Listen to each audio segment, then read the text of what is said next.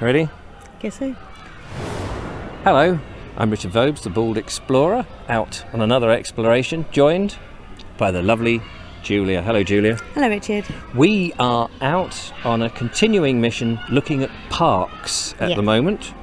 We've looked at a couple of parks so far in our little mini-series. Yep, varying different parks. But today we're going to look at a town park, and in particular what was a Georgian and then Victorian town park. So Julia, where are we?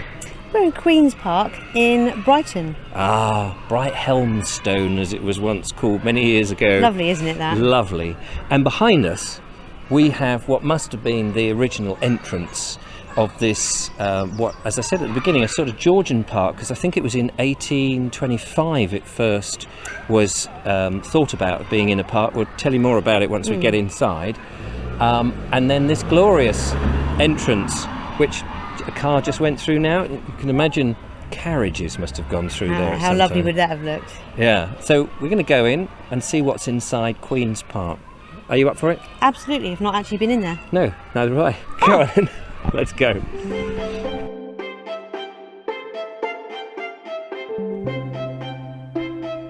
There's a lesser spearwort, purple loosestrife.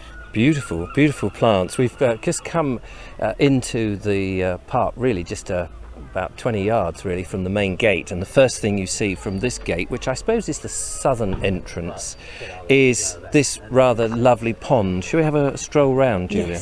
Yes. And the interesting thing that we know about the park, because we've done a little bit of research on this one. Just a little. There was a chap who really is responsible for this. Thomas Attree, wasn't it? Yeah, great name, Attree, because actually there are some beautiful trees. Yes, we're actually going underneath a rather spectacular Holm oak. Holm oak, Gorgeous. which is utterly gorgeous. So this Thomas Attree, he bought land that was 1823. in 1825 that was already sort of park land, but not really had anything done with it. I think, you know, it's more like probably common land. Yeah. And it seems that he had this vision, having been inspired by Regent's Park in London, to turn it into something particularly lovely. Like that residential Yeah, park. with Georgian villas all the way round. Well, I don't think he actually completed that, because when you look round now, there's a lot of Victorian houses, but still very lovely. It is, it is. It's very picturesque. And there's lots of interesting features in the park that we're going to explore in this. And that sort of lends itself to the fact that this is so different from the country park or the nature reserve, because it is a town park. And in the Georgian period, as I've mentioned in the previous videos, people are now frequenting towns, and so therefore getting into the country is not quite as easy as it used to be, and people needed open spaces to relax and get away from the smog, because remember, everything was coal-fired back then. Yeah. Now, the one thing that we can see is this place is peppered with wildlife. Yes, there's all sorts of different types of bird here, predominantly geese, ducks, swans and herring gulls. And pigeons. And yeah, Don't forget, you've got the city birds like well, magpies and oh yeah, pigeons, and there's crows here as well, I've seen and heard. It's absolutely stunning. That's a mighty fine clock tower, isn't it? Lovely, isn't it? That clock tower came around a lot later than I thought. I thought when I first looked at it, it had to be something to do with the Victoria's Silver Jubilee, because so many clock towers were, but actually It was in 1915. 1915, so right at the end of her era really, and Barely 100 years old. it looks rather lovely. Now you know who's responsible for it, Julia. Yes, it was commissioned by William Godley, who actually bequeathed the monies for the building, and it's Grade 2 listed, and it's made of red brick and Portland stone. Up ahead is a very unusual looking building, Julia. Yes. You said... I thought it might be a memorial, but I think you might be right in that it might be a water fountain. I thought it might be. It's all closed off. And actually, that closed off bit... That's in a dog area, a specific dog area. But I know there's also dog-free fenced areas as well in here. Yeah, you see, we haven't actually had a recce of the park. We've just come straight in and got on with the recording because that's how we rock. Table tennis. Oh, table tennis. Oh, yeah. And I've seen tennis courts as well. And Tennis courts. I like those tennis courts. What sort of balls do you have on there? Many balls, I suppose. I suppose balls. Of course. Let's have a look at this. Here it is. Very Victorian. Looks like it once was a water fountain at some point out the front there. That's just so typical, I think. But it looks in a bit of a poor shape because there's a tree growing out of it. It's a beach, isn't it? It looks like a beach. And there's actually a drain underneath where it looks like the tap and the sink would have been. So I hate to be right, but I think I'm right. You are right. It's pretty clear that was the case. Yeah. Now this tree, I think it's a hornbeam. Right, so that's a baby hornbeam. Yeah, that makes sense. It's rather magnificent, isn't it? Oh, beautiful. It's absolutely magical. Beauty. You don't see many hornbeams. No. To the But- point that I can't ID them. You No. ID'd this one. The bark is quite distinctive for a hornbeam, although you could think it was an oak. Yeah. But look at this cross lattice ribbing. But it's the leaves. The leaves. If I can get the camera close to the leaves, and it's the feel of them as well. I'll bring one down for you to have a feel. I think they feel quite distinctive. They're rough and felty on the top, and slightly softer, but still felty on the bottom. Now, somewhere around here is a pepper pot. Yes, the pepper pot. That's It's one a of the things we want to see. tower. Yeah. Also known as the pepper box, apparently. Is that right? Well, we've got to find the blooming thing first. And first of all, we've got to get through this fence.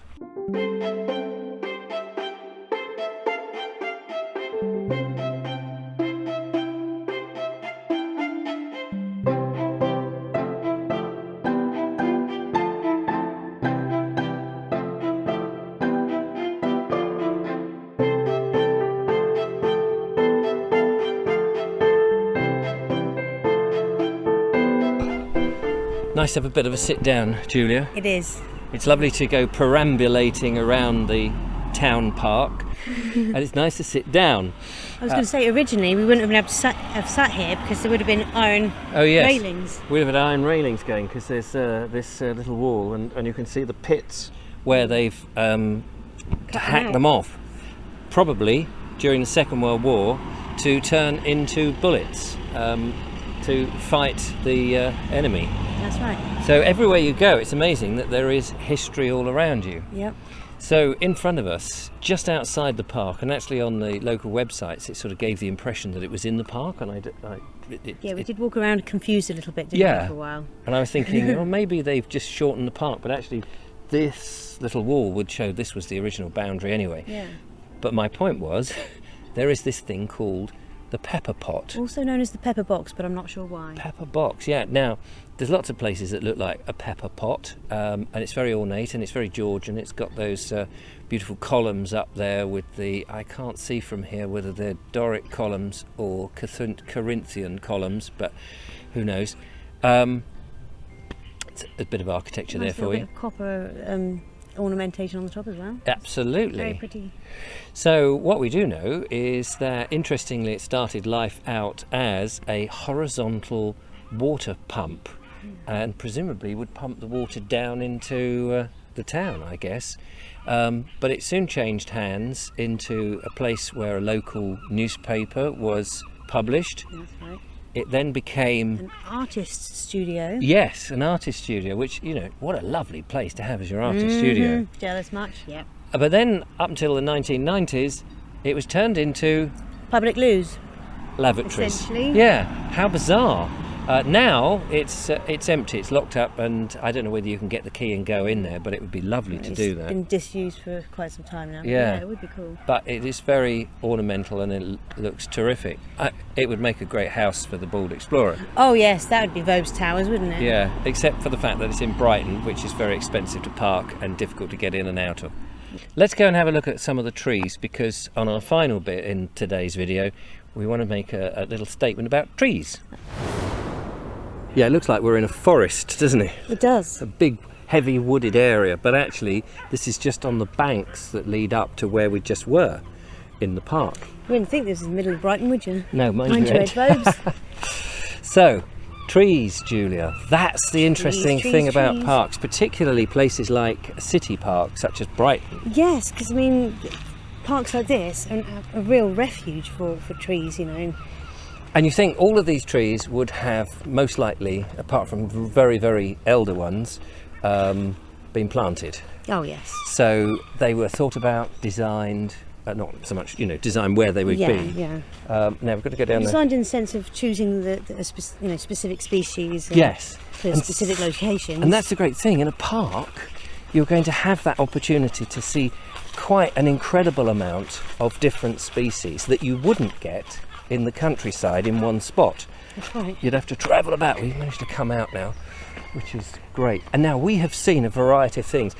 Earlier, what I thought was a hornbeam, I'm now actually thinking was an elm. Yeah, I think you're right. It makes sense, doesn't it? We're in Brighton after all. And yeah, because you don't often see very many elderly elms anymore because of the Dutch elm disease. However, we do know that this side of the South Downs, and particularly in this part of East Sussex, there are a few elms that have managed to survive and not capture or get elm contaminated, not contaminated, Contaminated. Thank you.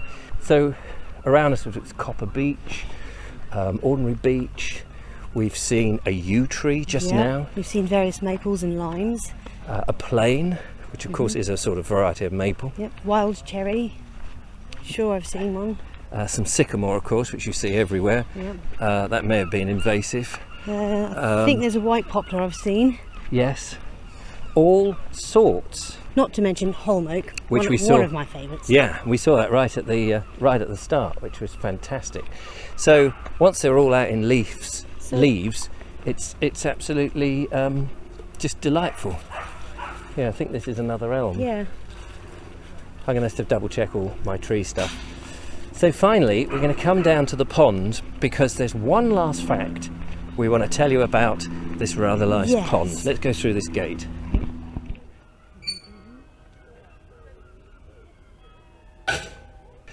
And we're back where we started, Julia, almost. Yeah. At the pond anyway. So, there is a thing about the pond. There is. It is said that a biplane crashed into the park and created the pond. Yeah, during the First World War. That's it. But that's a bit of a myth. It is a myth. Although there was an accident with an aeroplane, a biplane. That landed in the pond. In the pond when it already existed, yeah. So, and that was in 1923. Yes. After the First World War. That's all right. So people think that the pond was as a result of an aeroplane crash, but that's not the case. It's not the case. But it is a delightful pond, and it's got a little island in it, and plenty of these geese and swans and goslings and all the other bits and pieces. Herring gulls. And that's, I suppose, that is the beauty of a town park when it's done properly, and this one I have to say is absolutely delightful. There is behind us a play area as well for the kids. Park play area. So that's it. We'll be looking at another park in the next episode, but in the meanwhile, thank you so much for watching. Hope you got something out of this. Thank you, Julia, for coming with me. Thank you very much for letting me tag along. Until the next time, don't forget to follow, like and subscribe. Become a patron, of course, and tell us where your favourite park is. Leave a comment, we'd love to know. Yeah. So from us here in Brighton at the Queen's Park, which, oh, by the way, did we tell them it was named after Lady Adelaide? Oh, yes, Queen Adelaide? Queen Adelaide. Forgot to mention that. Queen Adelaide, William IV's consort. That's right. Back in 1825. Anyway, from us, goodbye.